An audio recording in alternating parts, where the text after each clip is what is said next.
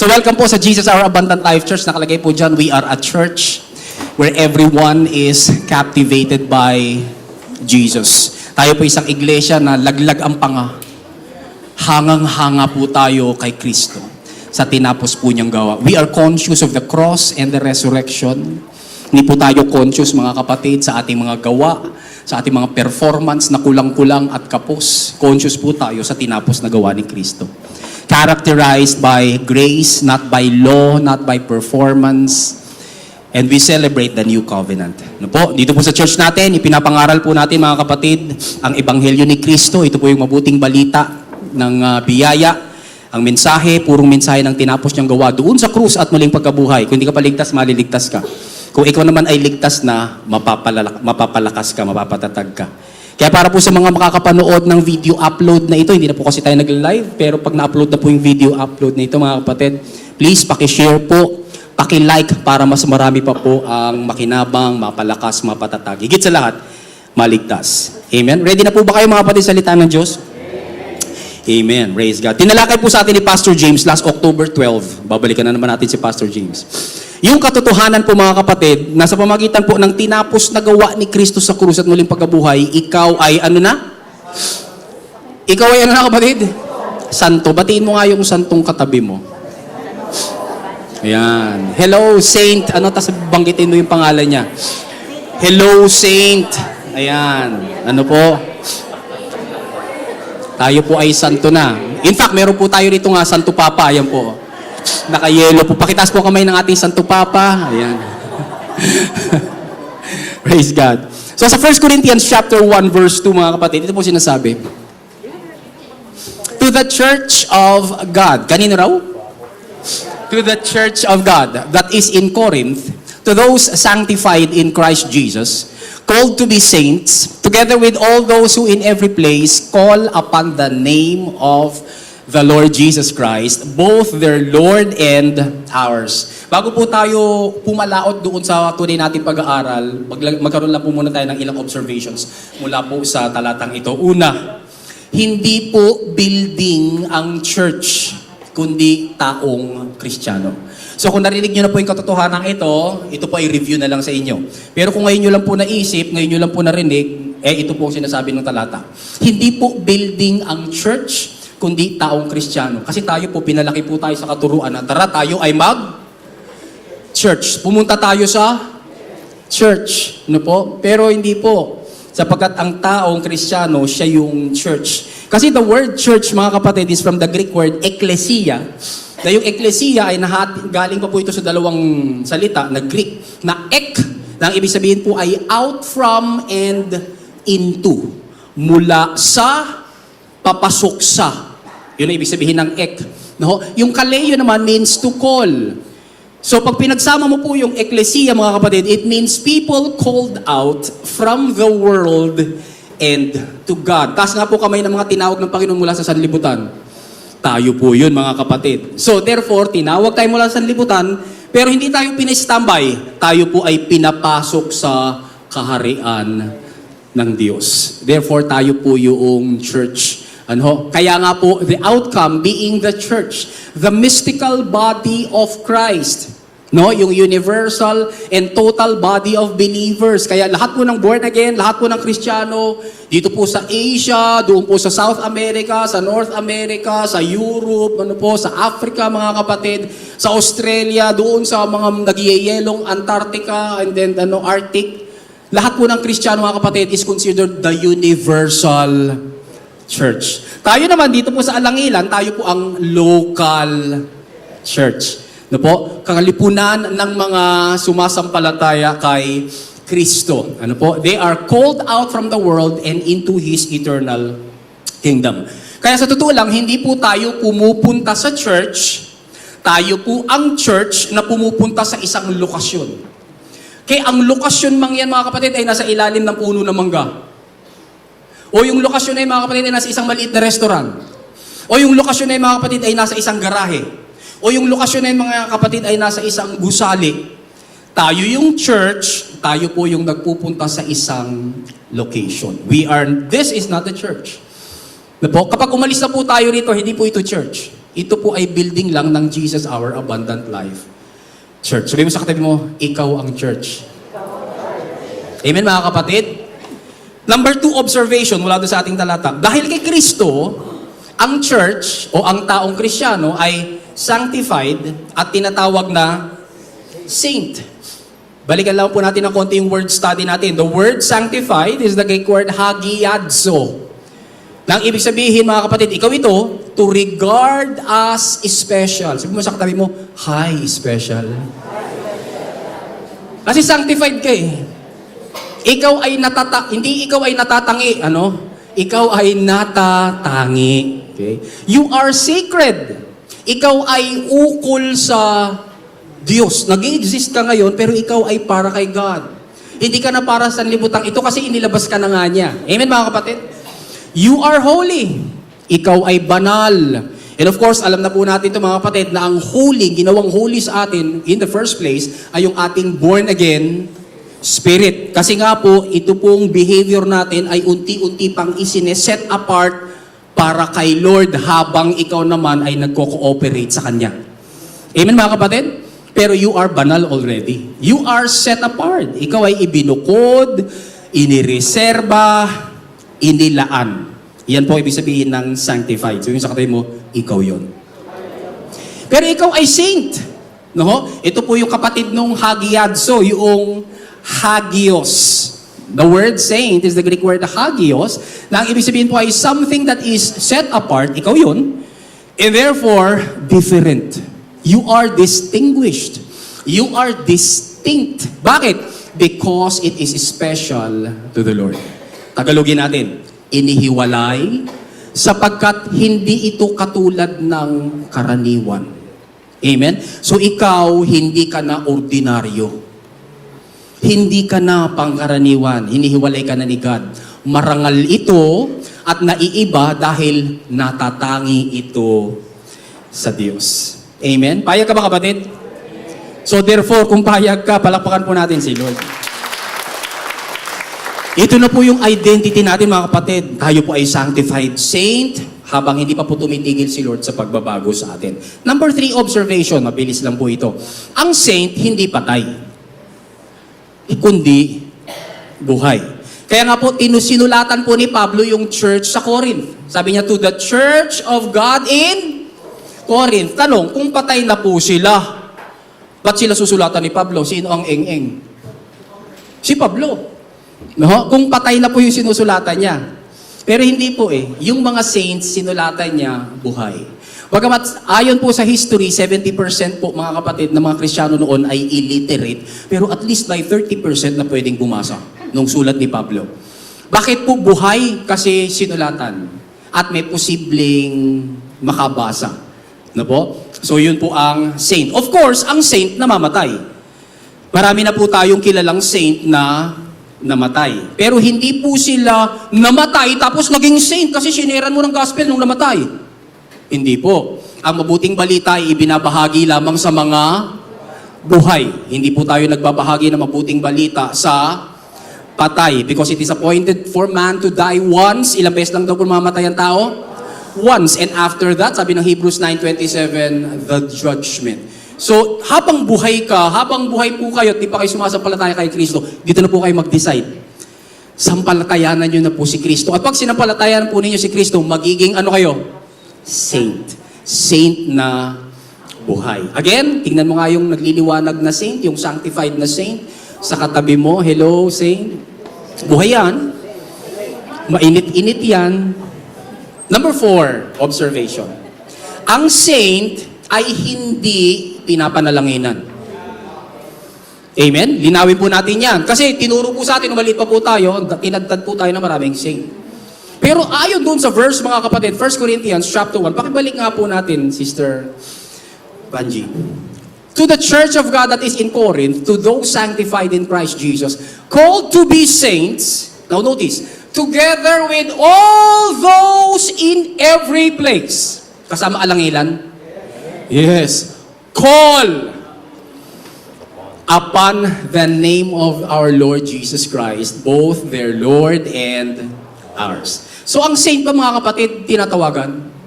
Hindi. Sabi ng verse, ang saint siya ang tumatawag. At dahil ikaw ang saint, kapatid, ikaw ang tatawag sa pangalan ng Panginoon Jesus. Amen, mga kapatid?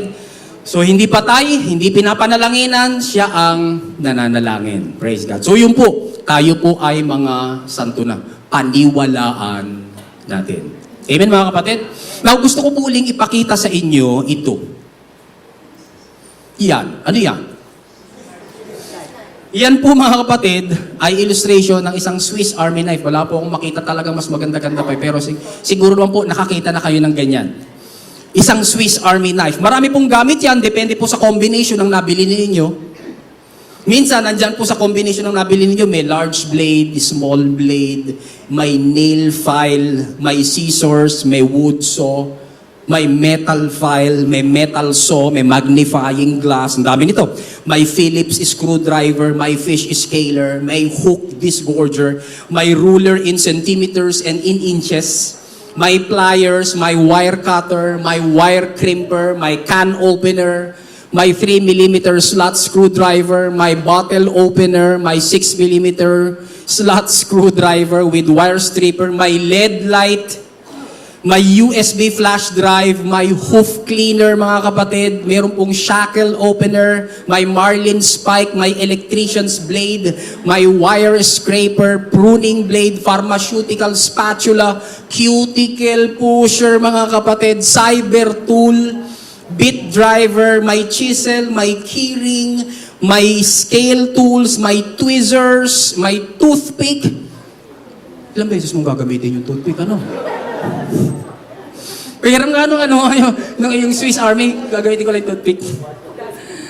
May digital clock, may stainless steel pin, may timer, altimeter, thermometer, barometer, and who knows what. Kung ano pa po ang idinagdag nila dito. No? Depende sa iyong mabibili. Tanong, kagamit-gamit po ba siya? Tanong, sinong mas magkagamit-gamit? Siya o ikaw? Sino mas maraming gamit? Siya o ikaw? O tayo? Tayo, mga kapatid. Parang yung iba, parang ang daming binanggit ni Pastor. Parang hindi yata ako aabot sa ganung karaming gamit. Mga kapatid, ang lumalang po ng Swiss Army knife, makikita natin kung sino, tao lang. Pero ang lumalang sa'yo, ang Diyos na buhay. Amen, mga kapatid? Sino ang mas creative ang isip, mga kapatid? Yung lumalang ng Swiss Army knife o yung lumalang sa'yo? Yung lumalang sa'yo. No? Kaya nga po, mga kapatid, kailangan lang natin tandaan, para maging kagamit-gamit sa atin yung Swiss Army knife, kailangan ma-identify muna natin kung ano siya. Kasi kung nakita mo lang siya sa tabi, tapos hindi mo alam kung ano siya, hindi mo malalaman kung ano yung functions niya. Pag nakita mo siya, tapos hindi mo naman binubulat-lat, ano to? Ito pala, pwede to rito. No? Hanggat hindi mo nalalaman at hindi mo na-identify kung sino siya at kung ano yung mga functions niya, hindi siya magiging kagamit-gamit sa'yo. Ganon din po sa atin, mga kapatid, nang iligtas po tayo ng Diyos, binigyan niya muna tayo, mga kapatid, ng identity. Binigyan niya muna tayo, mga kapatid, ng paglalarawan. Kumbaga, ayon dun sa pinag-aralan natin kanina sa 1 Corinthians 1:2, parang sinasabi sa atin ni Lord, aking anak, tinawag kita. Yun yung paglalarawan ni God sa atin. Aking anak, tinawag kita, inihiwalay kita mula sa sanlibutan. Inireserba kita para sa akin. Ibinukod kita para sa akin. Inilaan kita para sa akin. Ginawa na kitang santo, banal at natatangi. Kaya naman, hindi ka na pangkaraniwan, hindi ka na ordinaryo, at gaya ng nasa sanlibutang ito. Yun yung sinasabi ni God sa atin. Yun ang pagkakilanlan sa atin. At mula po sa identity na yun at paglalarawan, kakatas po yung ating pamumuhay. Lalabas po, magmamanifest po yung ating pagsasagawa o pamumuhay. Kaya nga po, sa pagpapatuloy ng ating serye, mga kapatid, narito pa ang isang paglalarawan ng Diyos na dapat ay paniwalaan natin. Sabihin nga natin, paniwalaan natin. Ito po yung series natin. Ito po yung dapat paniwalaan natin for this Sunday and for the rest of our lives. Pag pinag-aralan na po natin to. Ano po yun, mga kapatid? Na tayo po, mabuti na tayo. Sabihin nga natin, mabuti na ako. Dati masama tayo. Amen, mga kapatid? Pero ngayon, mabuti na tayo. Now, ang tanong, paano natin nalaman na mabuti na tayo? Siyempre, tatakbo po tayo sa salita ng Diyos. Siyempre, magpapa-encourage po tayo sa salita ng Diyos. Hahanap po tayo ng pruweba para malaman natin, ay, mabuti na nga pala talaga ako. Hindi pala ako schizo. Hindi pala ako may double personality. Hindi pala ako may split personality. Hindi pala ako schizophrenic na minsan mabuti, minsan naman ay masama. Ang identity ko pala ay mabuti na. Amen, mga kapatid? Gusto po ba natin ng pruweba? Binibigyan po kasi tayo ng Bible ng napakaraming pruweba at encouragement na mabuti na tayo. Ready na ho kayo, mga kapatid? Alam po ba natin na noong nagkatawang tao po si Jesus sa mundong ito, gumawa po siya ng mabuti kahit saan siya nagpunta? Tingnan po natin yung mga kapatid. Gumawa po siya ng mabuti kahit saan siya nagpunta kasi anointed siya. Kasi pinahiran po siya ng Diyos. Sabi sa Acts chapter 10 verse 38, how God anointed Jesus of Nazareth with the Holy Spirit and with great power. Mga kapatid, pansinin natin bago natin ituloy yung pagbabasa. Yung identity ni Jesus, sinabi doon sa verse. God anointed Jesus of Nazareth with what? With whom? The Holy Spirit and with great power. Kaya pag nakita mo si Jesus, sasabihin mo kaagad, ay, anointed yan. Anointed yan ng Holy Spirit, anointed yan ng dakilang kapangyarihan. Yun yung kanyang paglalarawan. At dahil pinakita po yung paglalarawan, kumakatas po yun sa kanyang pamumuhay. Tingnan niyo po yung pagkatas. Ano yung katas? And he went around doing good. Kahit saan daw mapunta si Jesus, mga kapatid, gumagawa po siya ng mabuti. Gusto mo natin ganito tayo, mga kapatid? Na kahit saan ka nagpupunta, gumagawa ka ng mabuti. Kasi nung makasalanan po tayo, kahit saan tayo magpupunta, gumagawa tayo ng masama, ng buktot, ng mali, ng lisya. Pero ngayon, mga kapatid, si Jesus, pinapakita rito, dahil anointed siya ng Holy Spirit, may pahid po siya ng dakilang kapangyarihan. He went around doing good and healing all who were oppressed by the devil. Bakit? Because God was with him. Yun naman yung itinuro ni Pastor Rodel sa atin last Sunday. Kasama natin ang Diyos. Paglalarawan po sa atin yun, mga kapatid. Ano ho? So, nang tayo po, mga kapatid, ay panahanan ni Kristo nung na-born again na po tayo, itong Kristong ito, nasabi ng Acts chapter 10 verse 38, went around doing good. Nakatira na po siya ngayon sa atin. Nung sumampalataya ka na kay Kristo. Tinanggap mo na ba si Jesus?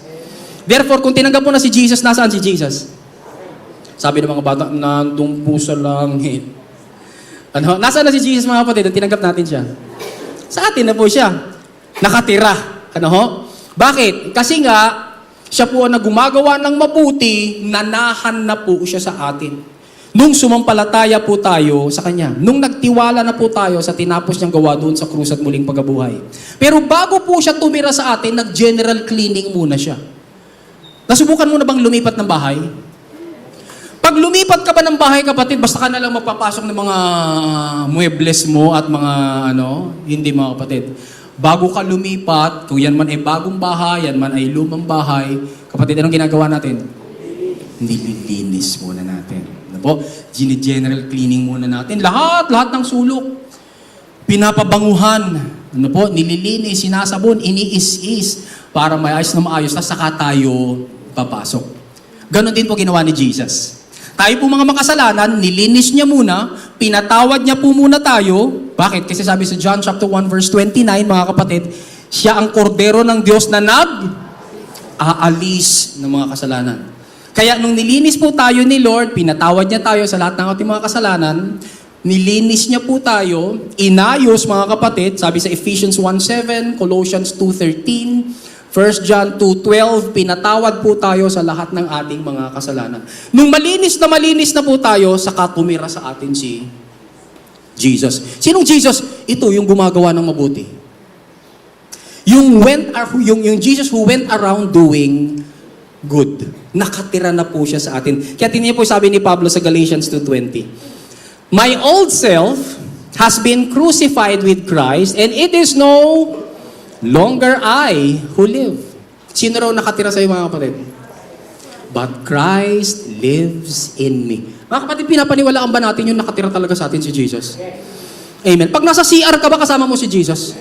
Amen. Halimbawa, ikaw ay dating lasenggo, pero biglang na-born again ka. Nung na-born again ka, sabi mo, kabalik nga uli sa balagtas. Gusto ko lang syumat. Pagpasok mo doon sa hindi ko alam mga pangalan ng sa Playmates. Pagpasok mo sa Playmates, kapatid, kasama mo si Jesus? Yes. Bakit? Nakatira si Jesus sa iyo eh. Amen mga kapatid. Nakatira sa atin si Jesus. Pag uminit ba ang ulo mo, nagda-drive ka, tapos biglang ikaw ay nakat. Kasi hahabulin ko rin ito, pagtatamplisan ko nga ito. Kasama mo si Jesus, kapatid? Yes, kasama mo si Jesus. Bakit? Sabi doon, hindi na po ikaw nakatira eh. Christ lives in me. And so, ang kailangan na lang po natin gawin ito. So, I live in this earthly body by trusting in the Son of God who loved me and gave Himself for me. Amen, mga kapatid? Kaya sa atin na po nakatira si Jesus. Ito po mas maganda. Ephesians chapter 3 verse 17, sabi doon, then Christ will make His home in your hearts. Pero yung gagawin daw ni Kristo na tahanan niya yung puso natin. Kailan? As you trust in Him. Tanong, have you trusted Jesus? If you have trusted Jesus, nakatira na siya sa iyo? At maganda noon, if you trusted Jesus, has Jesus made your heart His home? Ginawa na ba niyang tahanan ang ating mga puso? Grabe, no? Ang tanong, at home ba si Jesus sa heart natin? Sana all. Bakit? Minsan kasi mga kapatid, di ho ba? Minsan, yung emotion natin, minsan hindi tama eh. No? Pero, yun nga eh. Sabi doon, kahit na, ano pa yung emotion natin, kahit na, ano pa yung nangyayari sa buhay natin, kahit na, ano pa yung pinagdadaanan natin, nakatira pa rin si Jesus sa atin. Nananahan pa rin siya sa atin. Kaya sabi doon, your roots will grow down into God's love and keep you strong. Kaya kung nagtiwala na po tayo kay Kristo, ginawa niya po ng tahanan yung ating puso, ginawa na rin po niyang tahanan yung buhay natin, at kung sa atin na po siya nakatira, at siya rin na nagpapatakbo ng buhay natin mga kapatid, ano na ang identity natin o paglalarawan? Masama pa rin o mabuti na? Masama ka pa rin ba kapatid o mabuti na? Pinananahanan ka na ni Jesus? Mabuti ka na. Amen? Sabay-sabay nga ako natin sabihin, mabuti na tayo. Kaya paniwalaan po natin yon. Tayo po ay mabuti na. Ang masarap po sa Diyos, mga kapatid, tiniyak po niya talagang mabuti na tayo.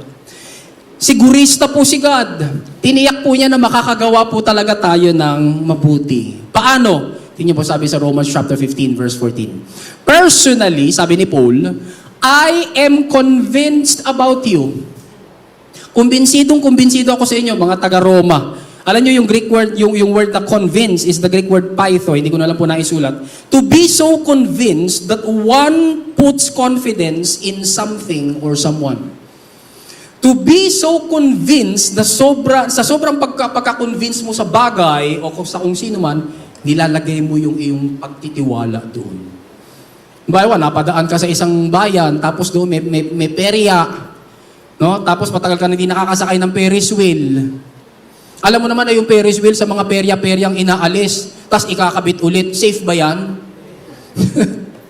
Hindi, ilang beses na yan tinanggal, ilang beses na yan ikinabit. Pero dahil di ka pa matagal ka na hindi nakakasakay, no? Confident ka, hindi, iikot ito.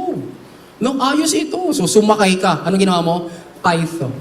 Naglagay ka ng confidence. To the point, mga kapatid, na sumakay ka. Ganito rin si Pablo rito. Nang sabihin po niya sa mga taga-Roma, alam niyo, kumbinsido ako sa inyo. Nagtitiwala ako na that I am, parang kumbaga sa salita ng sanlibutan, pumupusta ako sa inyo.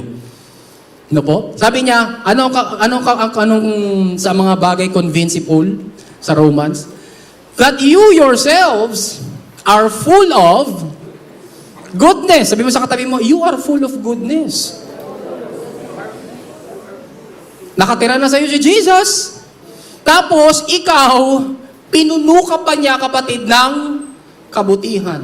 Hindi ka nilagyan ng, you are good. Hindi, mga kapatid. You are full of goodness. Yun po yung paglalarawan sa atin. You are amply filled with all spiritual knowledge and competent to admonish and counsel and instruct one another. Dahil punong-puno ka na ng kabutihan, kapatid, tapos pinuspos ka pa niya ng knowledge. Ito ngayon yung kakatas sa'yo. You are now what? Competent to admonish and counsel and instruct one another. Kaya pwede po tayong magturuan. Amen, mga kapatid? Hindi ko po ibig sabihin, mga kapatid, na pag may kasalanan, tinuturo natin. Hindi ho. Ibig sabihin, nung magturuan doon, mga kapatid, meron akong hindi alam, pwede mong ituro sa akin. Meron akong alam dati, pero kinakalimutan ko, sinasantabi ko, ikaw magpaalala sa akin. Inside the church, mga kapatid, napakaganda kapag tayo po ay nagtuturuan. Bakit? Full of goodness na po tayo. Amen, mga kapatid? So, nakatira na sa atin si Jesus. Ginawa na tayo ng Diyos na punong-puno ng kabutihan, pero sigurista talaga siya. Sabi mo nga sa katabi mo, sigurista talaga si God. Bakit po? Gaano ka sigurista si God? Binigay pa niya sa atin yung kanyang Holy Spirit. Ibinigay niya sa atin yung banal na spirito niya para gabayan tayo sa paggawa ng mabuti. Tingnan niyo po ito sa Romans chapter 8 verse 14. Sabi doon. Yan. All who are led by God's Spirit are God's sons and daughters. Taas nga po kami ng mga God's sons and daughters. If you are God's son and daughter, ano ka? Led by God's Spirit. Amen, mga kapatid? Ang ganda, no? Nakatira na sa atin si Jesus, pinuspos pa niya tayo ng kabutihan, binigay pa niya sa atin yung kanyang Holy Spirit, mga kapatid, para tayo po, mga kapatid, ay tiyak na makagawa ng kabutihan. So, nang tayo po, mga kapatid, ay naging mga anak ng Diyos, naging available na rin po sa atin ang banal na Espiritu. At ang banal na Espiritu po, siya po ang gagabay sa atin, papatnubay, aakayin niya po tayo, igigiya niya po tayo para gumawa po tayo ng mabuti. Anong tawag po? Anong klaseng Spirit siya? Holy Spirit. Sa tingin po ninyo, mga kapatid, kung ginaguide ka ng Holy Spirit, saan kanya i-guide na gawain? Saan kanya papatnubayan na activity? Sa unholy o sa holy? Sa holy. Amen? Kaya nga po lagi natin sinasabi, hindi po tayo nakatingin, mga kapatid, doon sa tapyas ng bato na nakalagay po yung 10 Commandments. Bakit? Yung 10 Commandments po, mga kapatid, nasa labas.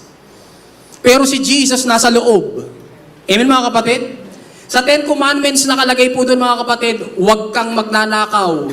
Pero hindi po doon nakalagay, maging mapagkaloob ka. Naku po natin, mga kapatid? Nakalagay lang doon, huwag kang magnanakaw. Mabuti ba ang huwag magnakaw? Yes, pero hindi ka nga nagnanakaw, ang damot mo naman. Naku po natin, mga kapatid? Huwag kang magnakaw, pero sabi ni Jesus sa atin, yes, anak, huwag kang magnakaw, pero maging mapagkaloob ka. Yun po si Jesus. Yun po ang Holy Spirit. And when you are God's sons and daughters, you are always led by the Holy Spirit. Bakit? Holy siya. Gagabayan niya po tayo, igigiyin niya tayo, mga kapatid, sa mga gawain na holy. Inihanda na po kasi ni God, no, noon pa man, yung mabubuting bagay na gagawin natin. Ephesians 2:10, alam na po natin to. Sabi doon, we are His workmanship. Tayo daw po, mga kapatid, ang kanyang obra maestra. His own masterwork. A work of art. You do not belong to Satan anymore. Hindi ka na kay Satanas. Hindi na si Satanas may-ari sa'yo. Ikaw ay bago ng nilalang. You are a workmanship of God. Sabihin nga natin, I am a workmanship of God. Created in Christ Jesus. Nung na ikaw ay na-reborn from above. Spiritually transformed, renewed, ready to be used for good works. At itong mga good works na ito, mga kapatid, ay which God prepared for us beforehand, taking paths which He set so that we would walk in them, lalakaran na lang po natin, living the good life which He pre-rearranged and made ready for us. Pero yung mga kapatid, yung mga mabubuting bagay na gagawin po natin, inihanda na po ng Panginoon. Pre-rearrange niya na. Nakaka-excite ba, mga kapatid, na paglabas mo rito, may mabuting bagay na inihanda na si Lord para gawin mo? Nakaka-excited po ba mga kapatid na paglabas mo rito, bukas, pagpasok mo, o kaya kung ikaw estudyante, pagpasok mo sa paaralan, kung ikaw mga kapatid ay nagtatrabaho, pagpasok mo sa iyong opisina, o pagpasok mo sa pinagtatrabahuhan mo, o sa negosyo mo, meron lang mabuting bagay na inihanda si Lord para sa'yo. Yes, kapatid. Kasi sabi po doon, workmanship ka na ni God. Ang iniintay na lang, yung mabubuting bagay na lalakaran po natin. Nakaka-excite po yun, mga kapatid. Alam niyo, nung makasalanan pa po tayo, nakaka-excite magkasala. Amen po, mga kapatid? Wala man lang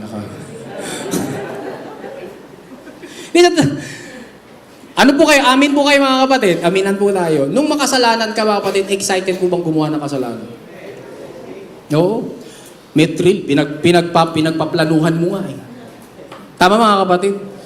Pero ngayon, hindi ka na makasalanan, ikaw ay isa ng anak ng Diyos, pinananahanan ka na ni Jesus, nakatira na sa iyo ang Holy Spirit, ang kina-excited mo na ngayon, kapatid, dahil addict ka na kay Jesus, you are now a slave of righteousness, ang kina-excited mo na ngayon, kapatid, ay gumawa ng mabuti. Kaya paggising mo pala, mga kapatid, tatanungin mo, Lord, ano po yung mabuting gagawin ko ngayon? Ano yung mabuting gagawin na ipapagawa mo sa akin na mabuti? Ang kagandahan po ng mga kapatid, pinagplanuhan na ni God yung mabubuting bagay. Tayo po nga po mga magulang, mga kapatid, di ba? Pinagpaplanuhan po natin yung ating mga anak. Hindi pa nga pinapanganak. Di ba? Nagsisimula po sa mga gender reveal.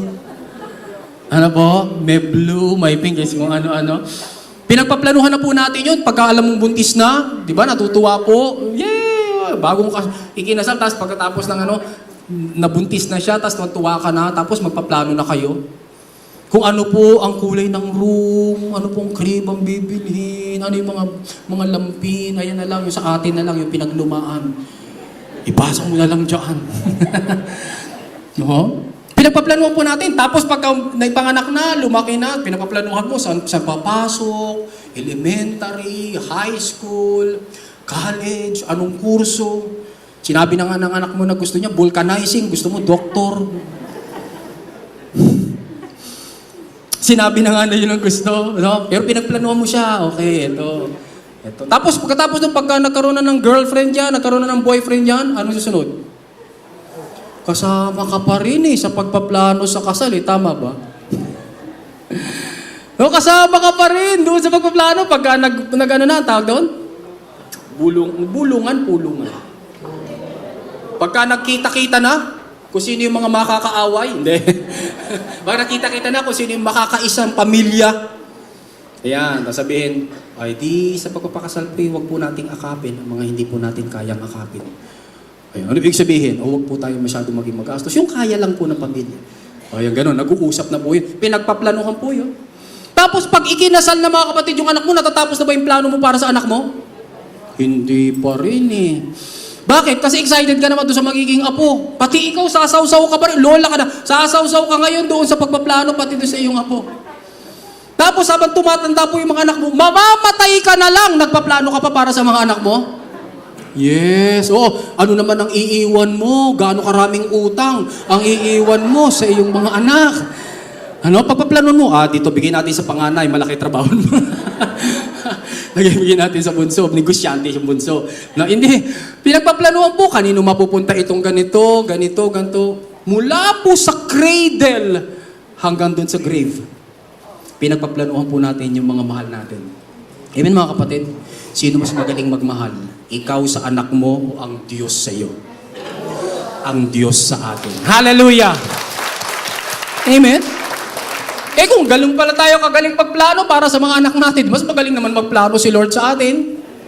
At kung yung mga anak natin nakakaramdam ng kapayapaan dahil pinagplanuhan natin sila, di mas lalo namang tayo makaramdam ng kapayapaan dahil pinagplanuhan po tayo ng Diyos. Praise God. Ng kabutihan hindi ng kasamaan. Kaya nga po mga kapatid, paniwalaan natin. Basahin nga natin. Paniwalaan natin na mabuti na tayo. Inihanda na po ni Lord yung mga mabuting bagay.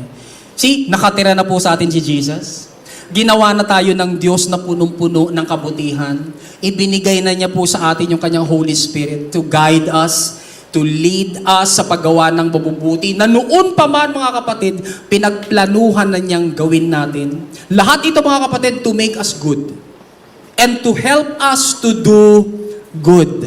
Pero again, sabi mo sa katabi mo, sigurista talaga si God.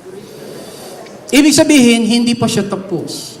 Bakit mga kapatid? Kaya naman siya mismo ang gumagawa at kumikilos sa mga buhay natin.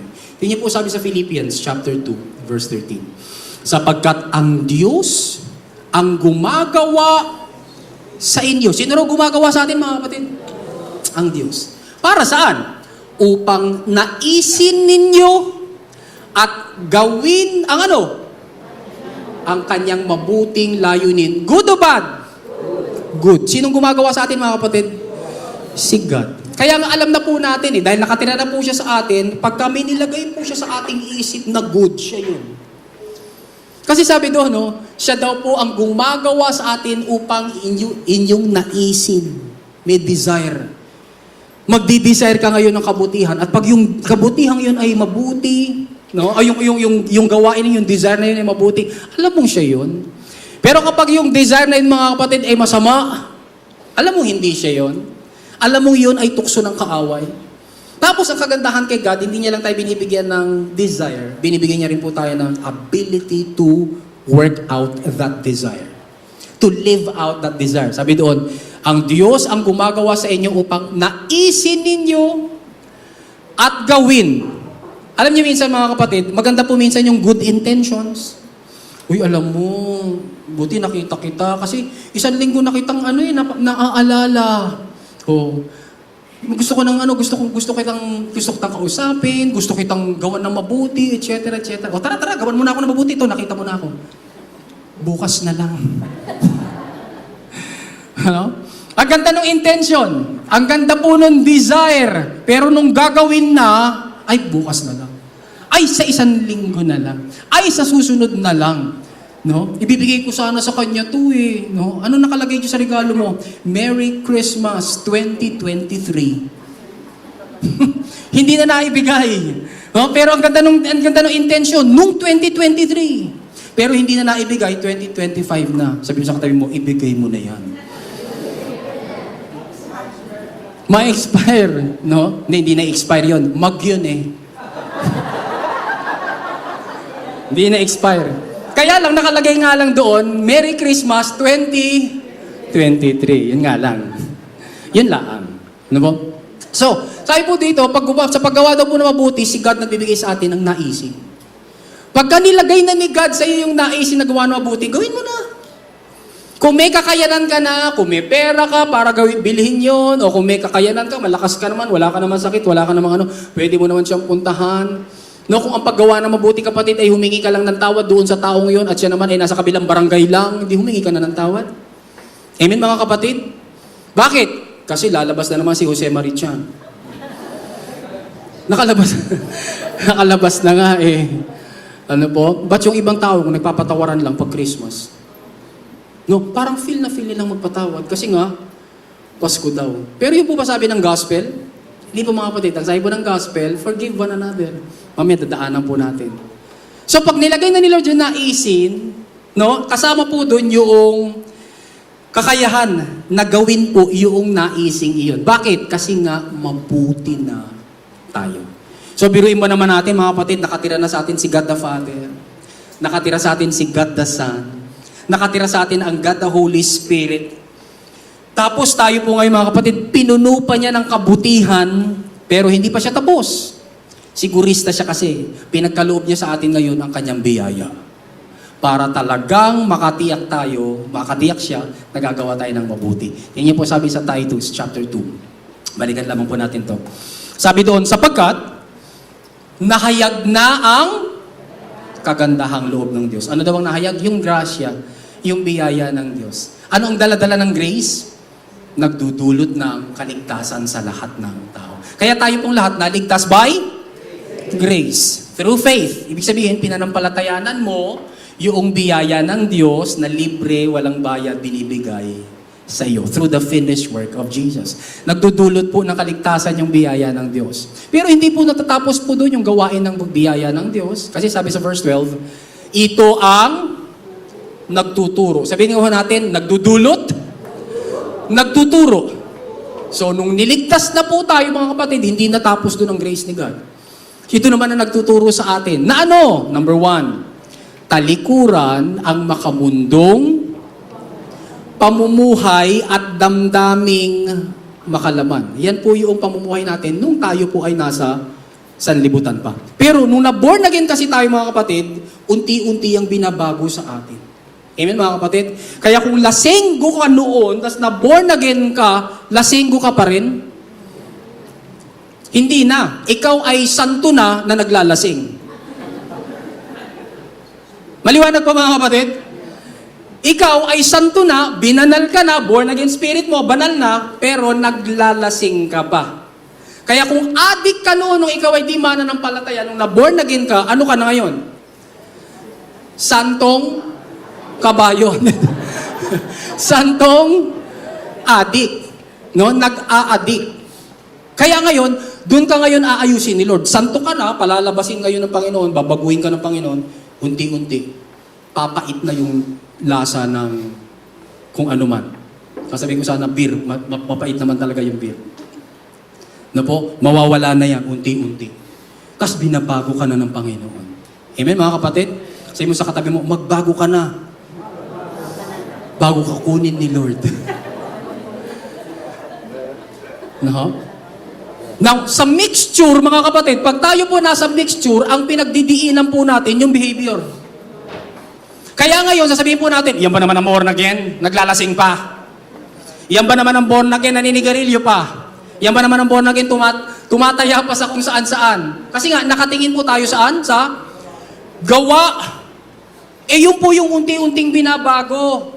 Kaya ngayon, mapofrustrate po ngayon yung Kristiyanong nakikinig. Kala ko nga naman born again na ako. Bakit ginagawa ko pa rin ito? Hindi mo alam, binago ka na ng Panginoon sa loob. Doon, binigyan ka na ng bagong espiritu. Ikaw ay bago ng nilalang. Tapos, kinakailangan na lang manampalataya ka doon sa mga pagbabagong ginagawa sa iyo ng Diyos. At pag sinampalatayanan mo yung kapatid, makikita na yung behavior mo unti-unting naayos. Amen mga kapatid? Praise God. Palakpakan nga ba natin si Lord? Hallelujah. Kaya yun po yung tinuturo ng grace. Tinuturo po ng biyaya. Oh, anak, no, talikuran mo na yan, yung makamundong pamumuhay. Hindi na yan para sa'yo. Hindi na yan ang nararapat sa'yo. Oh, yung pinapanood mo yan, hindi na yan para sa'yo. O yung mga salitang iyan, hindi mo na yan dapat ginagamit. Anak, yun, lilinisin ng Panginoon yung bibig, lilinisin ng Panginoon yung iyong puso, lilinisin ng Panginoon yung iyong pananaw, papatalikurin ka niya. So makamundong pamumuhay at damdaming makalaman. Pero hindi lang yung tinuturo ng grace, yung humindi sa kasalanan, at tinuturo ng grace, ito rin, yung umuo saan? Nasabi doon, at mamuhay tayo sa daigdig na ito nang may pagpipigil sa sarili. Mga kapatid, tanungin ko po kayo, dito po ba sa mundong ito mga kapatid, ang dami natin dapat pagpigilan ng sarili? Yes, mga kapatid. Ang dami nating dapat pagpigilan ng sarili. Dapat natin pagpigilan ng sarili mga kapatid, yung hindi natin nakakaunawaan. No, yung taong yung gusto mo na sapakin. No, gusto mo na sabunutan. No, pero pero dahil ikaw ay anak na ng Diyos, nagpipigil ka ngayon ng sarili mo. Amen mga kapatid. Tapos lalabas ngayon, sabay-sabay ngayon si Lazada, si Shopee, tapos pati si SM Shuma. Lalabas ngayon yan. Tapos sabi mo, parang kailangan ko yata yun na. Parang gusto ko yun na. Tapos tingnan mo yung wallet mo, parang may pambili naman ako Parang pwede naman na. Ano po? Sabi po nila, pag kami nagustuhan ka, palipasin mo muna ng 24 hours. Pag may gusto kang bilhin. 24 hours. Now, para sa iba, 2 days.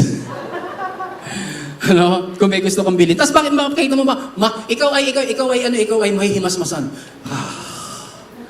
Hindi ko naman pala kailangan. Hindi ko naman pala dapat bilhin. May pagkakagastosan pala ako. Mas mahalaga. Ano po? So, magpipigil ka ngayon ng iyong sarili. Sino nagturo sa iyo ng kapatid? The grace of God. Magpipigil ka ngayon sa sarili mo. Hindi lang po ipagpipigil sa sarili na gumawa, mga kapatid, kundi maging sa sarili mo.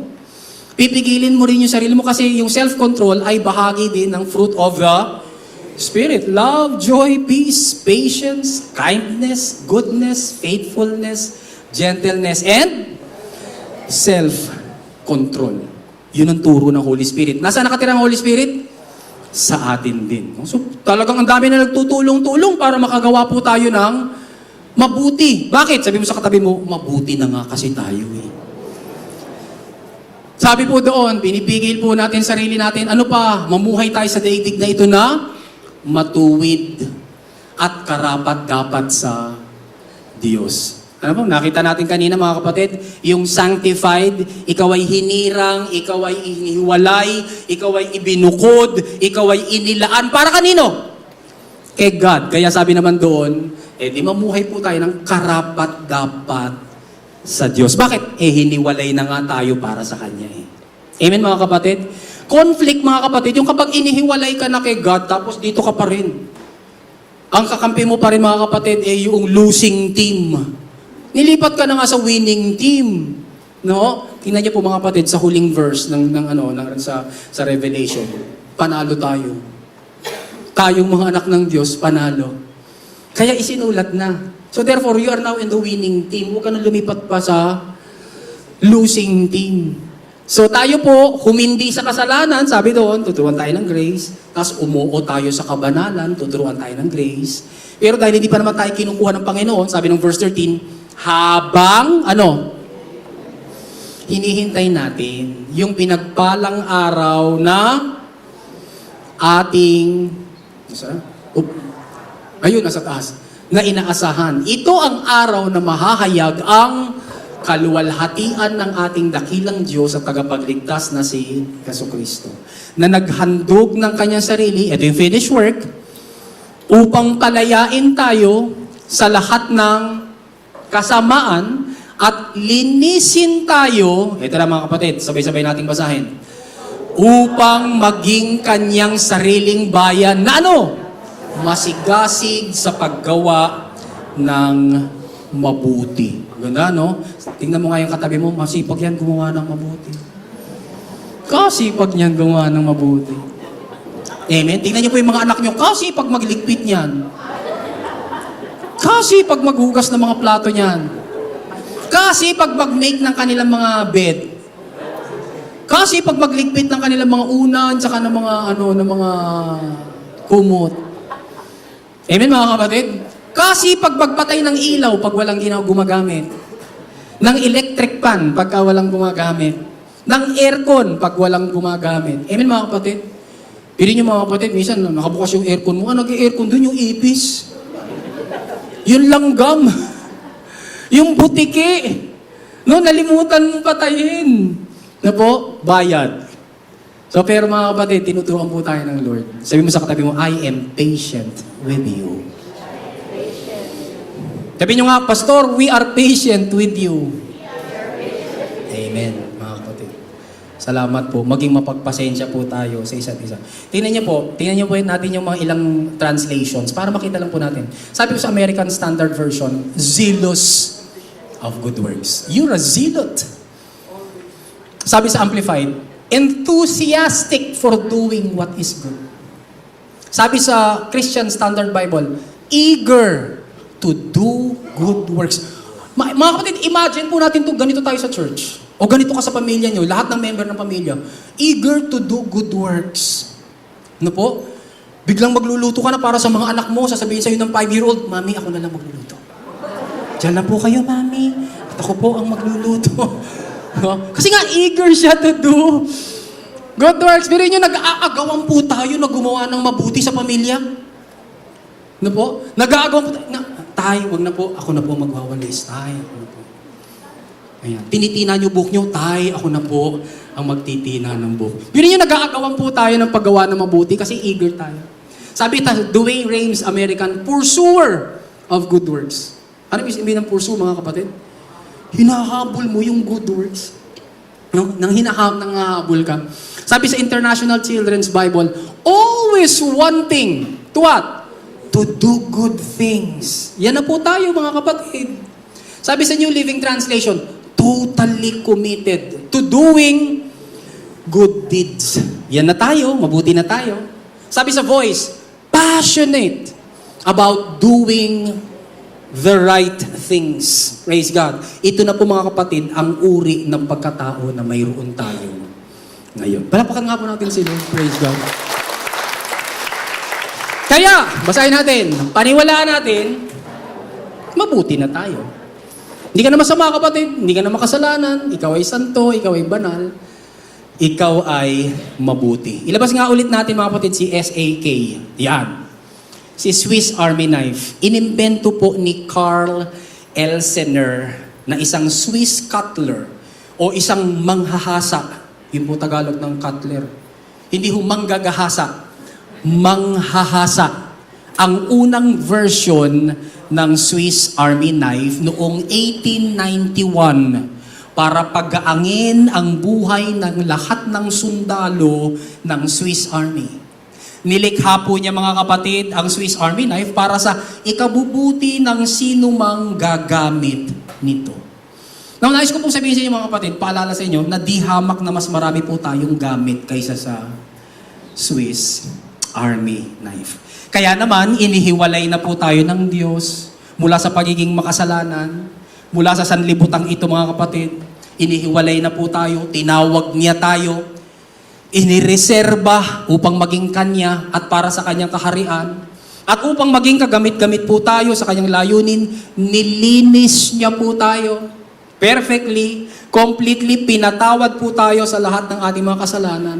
Pulido ang pagkakapagbabanal niya sa atin. Ginawa niya tayong matuwid, ginawa na po niya tayong mabuti. Pagkatapos, tumira po sila ng Diyos Ama, Diyos Anak at Diyos Espiritu sa atin. Para akayin tayo, patnubayan, gabayan. Biruin mo mga kapatid, ang gumagabay sa iyo ay yung Diyos na lumalang ng langit at lupa mismo. Ganda, no? What a privilege it is, mga kapatid, to be led, to be guided by God Himself. Praise God. So, busy ba si God? Yes, busy si God. Nililid niya yung lahat ng mga tupa niya. Tingnan niyo po sabi ni Jesus. John chapter 10 verse 27, sabi doon, "My sheep listen to my voice." Sino po nakikinig sa tinig ni Jesus? Yung kanyang sheep. Taas po kamay ng sheep. Amen. Ikaw ay sheep. Kasi turo po ng iba, masama ka minsan ikaw naman ay mabuti. No? Ikaw ay sinner, pero ikaw ay saint. May naghahati daw sa puso natin. So, ibig sabihin, ikaw ay kalahating sheep, kalahating kambing, kalahating goat. Pwede tawag sa iyo ay shoat. Sheep at goat. Hindi, sabihin mo naman, hindi, ako ay goat na sheep. O hindi, ikaw ay sheep. Pero hindi, sabi ni Jesus Christ, my sheep listen to my voice. Ang mga tupa daw ng Panginoon, nakikinig sa Kanya. Tapos ito ang blessing. I know them.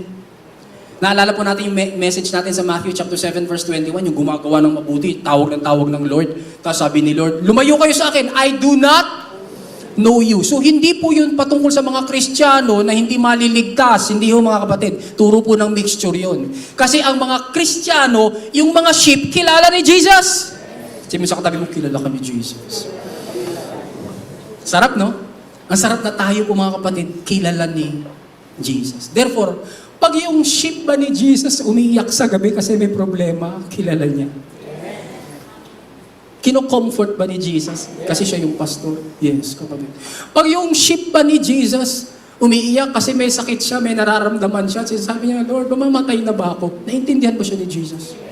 Yes, naintindihan siya ni Jesus. Inaakap ba siya ni Jesus? Yes. Damhin mo kapatid yung akap, araga, aruga ng iyong dakilang pastol. Siya si Jesus. Bakit? I know them. Kilala ko sila. Kilala ka ni Jesus. Kasi ito maganda. And they follow me. Amen? So hindi lang blessing na, Lord, kilala mo ako. Blessing din mga kapatid na ngayon yung sinusundan natin tama na. Amen? Tama na, kilala na natin siya yung ating shepherd. Kaya, sumunod tayo sa Kanya.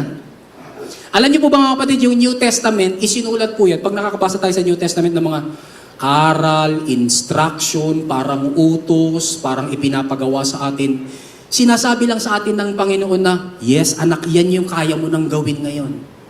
Kaya pag sinabing mga ama, Mahalin nyo, mga lalaki, mahalin nyo ang inyong asawang babae. Parang sinasabi sa atin ni Jesus, yes, kayo ng mga asawang lalaki, yan na yung kaya mong gawin. Gawin mo na. Kasi ikaw na yan. Mga babae, magpasakop kayo sa inyong mga asawang lalaki. Sabihin ng mga babae. Sasabihin ni Lord sa mga babae, yes, ikaw, sige, magpasakop ka na. Kaya mo yan. Isa yan sa mga gagawin mo para maluwalhati ako. Kaya tingnan po natin, mabilisan lang mga kapatid. Tumingin lang ako ng ilang talata. Ano ba mga good works mga kapatid? Ayan magmahalan tayo. John chapter 13, 34. John 13, 34 to 35 and John 15, verse 12. Sabi mo sa katabi mo, I love you. Magmahalan po tayo. Mabuting gawa yan mga kapatid. Ano pa? Maglingkuran tayo. Amen? Maglingkuran po tayo. Po sabi sa John chapter 13 verse 14. Alam po ba natin sa Bible, mga kapatid, si Dorcas, o yung isang pangalan ni Dorcas, yung Tabitha. Si Dorcas namatay. Tapos nung namatay po siya, pinatawag nila si Pedro para ipag-pray si Dorcas. Nung dumating po si Dorcas, mga kapatid, doon sa bahay dumating si Pedro sa bahay ni Dorcas para ipag-pray yung namatay na si Dorcas. Yung mga kapitbahay ni Dorcas, yung mga kaibigan niya, ipinapakita po kay Pedro yung mga tinahi ni Dorcas para sa kanila. Bakit? Kasi mananahi si Dorcas. Nabuhay po ba si Dorcas? Yes, nabuhay si Dorcas. Binuhay siya ng Panginoon through the prayer of Peter. But the point is, naglilingkod si Dorcas. Pag nananahi po siya, pinagtatahi niya yung kanyang mga kaibigan. Wow, no? Iba minsan, gusto mong tahiin yung bibig ng kaibigan. Yun ang gusto mong gawin sa kaibigan mo, no? No? Pero si Dorcas, hindi niya gustong tahiin yung bibig ng kanyang mga kaibigan. Ipinagtahi niya ng mga damit. Pinaglingkod po siya. So, ganun din po sa ating mga kapatid. Trabaho kasi ni Dorcas yun. Kaya mabuti po ang may trabaho. Amen mga kapatid? Mabuti po yan. Now, kung wala kang trabaho sa oras na ito mga kapatid, we pray na magkaroon ka ng trabaho. At kung ikaw ay may trabaho, dinideklara namin kapatid na ikaw ay magkaroon ng promotion sa trabaho mo. Amen mga kapatid? Bakit? Kasi sabi ng Ephesians chapter 4 verse 28, we work with our own hands. Ganda nun. Pag nagtatrabaho ka, gamit mo iyong kamay, blessing ka sa iba. Sabi ng 2 Thessalonians chapter 3 verse 12, we eat our own bread pag nagtatrabaho tayo. Di ba pag may trabaho ka kapatid, kaya mong kainin ng kahit anong gusto mo? Bakit? Pera mo yun eh. Tama mga kapatid? Kaya mong pumunta sa kahit saan? Yes, kapatid. Bakit? Pera mo yun eh. Wala naman pwedeng magdikta sa'yo nun. Maliban lang kung may asawa ka. No? Alis ka na naman. Lilipad ka na naman. Saan ka pupunta? No? Pero pag may trabaho ka, you eat your own bread. Ibig sabihin mga kapatid, hindi ka palamunin. Kaya we pray mga kapatid, kung meron po rito sa atin, o kung may nakikinig ngayon na walang trabaho, we pray mga kapatid na ikaw ay magkaroon ng trabaho. Mabuti yan. Ano pa mga kapatid? Ito po sabi sa Romans 12:10. Pahalagahan natin ang isa't isa. Mabuti po yun na pinapahalagahan po natin ang isa't isa. No? Na nagtatrabaho yung asawa mo, sabi mo, salamat ha. Alam mo, mahalaga ka sa akin. Nung maliit pa lang si na Phoebe, pag magkaka-holding hands kami ni na Phoebe, hawak-hawak ko siya, tapos hawak-hawak din niya yung kamay ko. Lagi namin sinasabi, mahalaga ka sa akin.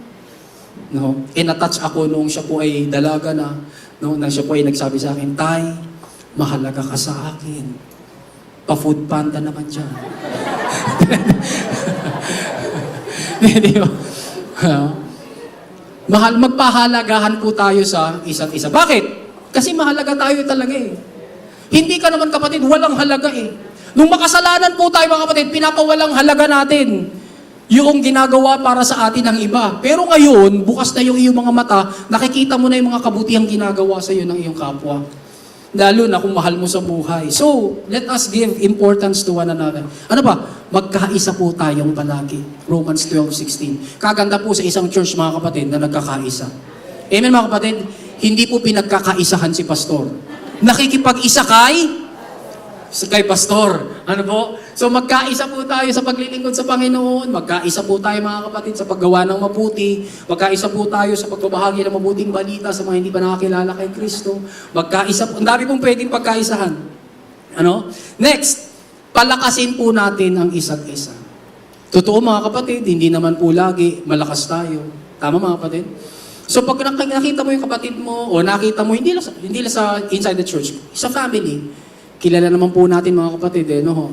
Kapag medyo hindi na siya kumikibo, o sino po yung anak ni Kim Atienza, di ho ba? Kaya ko lang siya nakilala nung namatay siya. Kaya natin siya nakilala nung namatay siya. Ang dami pala niya yung pinagdadaanan. Tapos ngayon, ang dami po mga nagsasabi mo. Kaya yung mga mahal natin sa buhay, pag hindi na yan kumibo, wag mo ipalagay na gutom lang yan. Pag di na yan kumibo, wag mo ipalagay na naantok lang yan. Hindi mga kapatid. Kausapin po natin. Is there any problem? May problem ba? Ano maitutulong ko? Tayo po ay magpalakasan sa isa't isa. So, ang kagandahan po ng mga kapatid, in the family, pag nangihina yung isa, hindi naman tayo sabay-sabay nangihina eh. Tama mga kapatid? So, kung may nangihina, o di ikaw naman ang malakas, ikaw ang magpalakas. Praise God. Ano pa po? Kung paanong tinanggap tayo ni Kristo ng walang kondisyon, tanggapin din natin ang isa't isa. Amen? So, alam natin, unti-unti pa tayong binabago ng Panginoon, huwag po tayong mainip, kasi si God naman din naiinip sa atin. Let us be patient with one another. Tanggapin po muna natin, inaayos ka pa ng Panginoon. And I know, habang inaayos ka ng Panginoon, itong 30 years ka nang inaayos ng Panginoon, but I will still be patient. Amen mga kapatid? Bakit? Kasi nga, yun yung process ng sanctification ng ating behavior. Tayo po mga kapatid ay magtanggapan ng walang kondisyon. Kasi sa mundo, ganun po yun eh. Tatanggapin ka pag may kondisyon. But inside the church, inside the body of Christ, hindi na ho mga kapatid. Binago na tayo ng Panginoon. Ano pa? Magpaalalahanan tayo. Amen? Nakakalimot ka ba? Yes, nakakalimot po tayo. Minsan may mga mabubuting bagay na hindi po natin nagagawa, o minsan meron po tayo, napabunghalit ka, napasalita kang ganoon, nakasakit ka ng kapwa, na hindi mo alam, hindi ka conscious, pero merong nagmamahal sa'yo sa paligid mo, sabi mo, alam mo, napabigla ka kanina. No? Nung napasigaw ka, o kaya nasaktan yung anak mo. No? Magpapaalala sa'yo. Parang ganun din po, inside the church. Kasi meron po tayo mga kanya-kanya mga blind spots. Ano pa yung blind spot mga kapatid? Ayun po yung mga uga-ugali na ikaw lang ang hindi nakakaalam. Kami alam namin lahat. Tapos sa matindi pa sa blind spot mga kapatid, ayaw mong aminin na may blind spot ka. Sabi, hindi! Hindi ako ganyan, Mga kapatid, parang bad breath lang yan, mga kapatid. Ikaw na lang di nakakaalam na bad breath ka. Kami alam na namin. Parang putok lang yan, mga kapatid. Hindi mo alam na may putok ka, kami alam na namin. Ganoon din po yung blind spot. Therefore, mahalaga, tayo po ay magpa-alalahanan. Kaya pag may nagbigay sa iyo, kapatid, ng candy, alam mo na. Alam mo na, tanggapin mo yan ng maluwag sa puso. Hindi siya nagsasabing, alam mo, pinapaalalahan. Hindi. Kundi yun ay act of love and mercy and grace. Magpaalalahanan po tayo. Ano pa? Magbatian po tayo. Inside the church, mga kapatid, kaganda na nag-uunahan tayo magbatian. Sabi mo sa katabi mo, huwag kang pa-importante. Ang una lang na binabati rito sa church, mga kapatid, yung unang dumalo. Amen, mga kapatid? Yung unang dumalo, kasi yung una niyang pagdalo, bisita siya. Pero pag bumalik ka na ulit dito, kapatid, it is now your job na bumati rin sa iba. Amen, mga kapatid? Kaya po mga kapatid, yung iba sabihin, wala, hindi na ako babalik dyan. Walang bumati sa akin. Bili mo, 7 weeks na akong dumatalo dyan, walang bumabati sa akin. Teka. Naka 7 weeks ka na pala, it is now also time na ikaw ay bumati. Ano po mga kapatid? Sabatiin mo nga yung katabi mo, hello. Yung mga kabataan, mga kapatid, batiin po natin yung mga matatanda. Amen mga kapatid? Nakaupo yung matanda, nakaupo halimbawa sina Pastor Riming, nakaupo sina Tatay Renato, sina Papa, kaya sila nakaupo kasi nga, nakaupo na sila. At ikaw yung malakas-lakas, hindi ikaw na lumapit. Amen mga kapatid? Magbatian po tayo. Sapagkat sa labas, maaaring mga iba-iba po yung estado natin sa buhay, maaaring iba-iba po yung pwesto natin sa buhay, pero pagdating po sa kaharian ng Diyos, pagdating po mga kapatid sa kapulungan, sabi mo sa katabi mo, pantay-pantay tayo. Kaya nga ang tawag natin sister, tawag natin ay brother. Ayun, ano po. Kaya hindi rin po tayo dito nagpapatawag ng tatay, tatay pastor, papa pastor. Hindi. Ano po, nagkataon lang mga kapatid na kami pong pastor, function lang po yun, function. Ano po, mahirap naman po may pumasok po yan, sino dito yung pastor nyo? Wala ako kami pastor dito. Sapagat kami po lahat dito ay pantay-pantay. Hindi naman pa mga kapatid. Yan, ituturo nyo lang po. Ayun po si Pastor James. Yan po yung kailangan niya. Yan. Kasi nga po, may function lang. Pero kapantay po ba natin si Pastor James? Yes. Magkakapantay po tayong lahat dito. Amen mga kapatid? So ano pa, magbatian tayo. Sama-sama tayong kumain. Yan. Palapakan natin ang Panginoon. Hallelujah! Gustong-gusto natin yan. Ano po? Kapag kami kainan, lumalabas po dyan kung sino ang pinaka. Tapos lalabas na dyan yung mga may plastic. Ano? Sama-sama po tayong kumain. Yun yung sabi sa 1 Corinthians chapter 11 verse 33, sabi ni Pablo doon sa mga taga-Corinto. Uy, mga kapatid naman taga-Corinto. Kasi yung kanila pong communion doon, mga kapatid, hindi po ganito. Yung communion po nila nung panahon na yun, kainan talaga. Kaso may mga taga-Corinto na pasaway, hindi yata kumakain sa bahay, doon kumakain.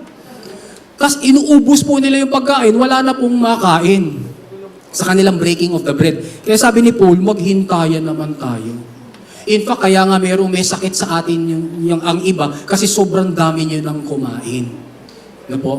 So mga kapatid, yun makakita po tayo ng principle doon mga kapatid. Ang gamot sa ating mga sakit ay wala po sa ilalim ng microscope. Nasa ibabaw po ng ating plato. No? Kaya pag sobra po tayong kumain, minsan doon tayo nagkakasakit. So sabi po doon, sama-sama tayong kumain. Pag sinabing sama-sama, may makakain yung iba? Yes. Ano po? Pagka may pila, huwag naman yung nakapila ka na, hindi pa nakakapila yung iba, nandun ka na naman. Tapos kapag kung kumakain ng ganoon, naglalagay na, kumakain ka na doon.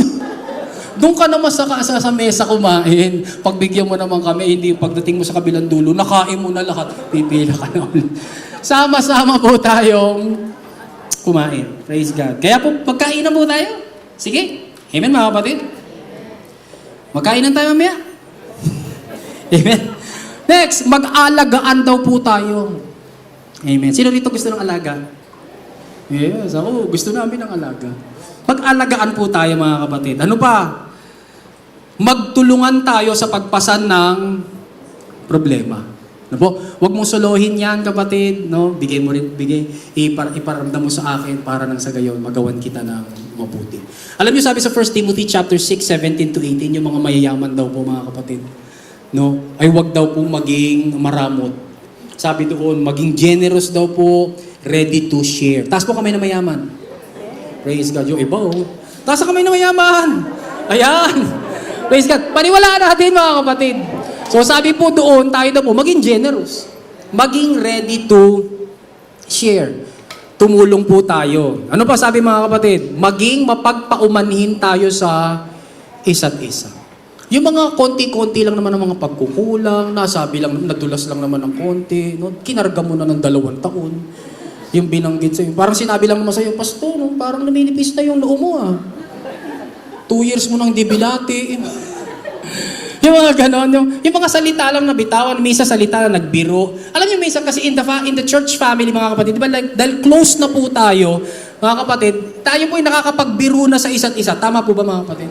Kaya pag may nagpakilala rito, ako nga pala si Brother Julie, asawa po ako ni Sister Josie. Ano sabi natin? Kailan pa?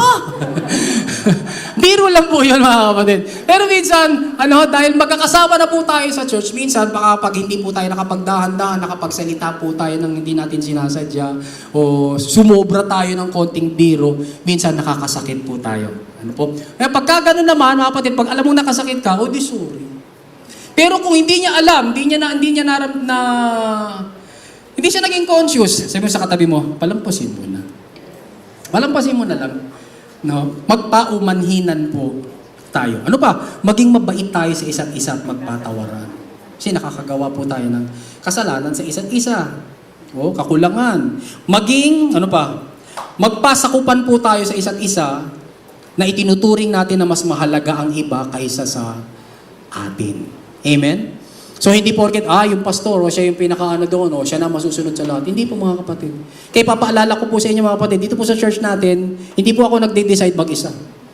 Mayroon po tayong leaders dahil pinapatupad po natin yung plurality of leaders. Hindi po magde-decide mag-isa yung pastor. Binenta na pala si Macarius. Akala natin, akala natin nandun lang sa garahe si Macarius. Yung pala, nabenta na. Hindi po mga kapatid. Kapag kami dapat ipatupad inside the church, may plurality. Bakit? Kasi nagpapasakupan po tayo.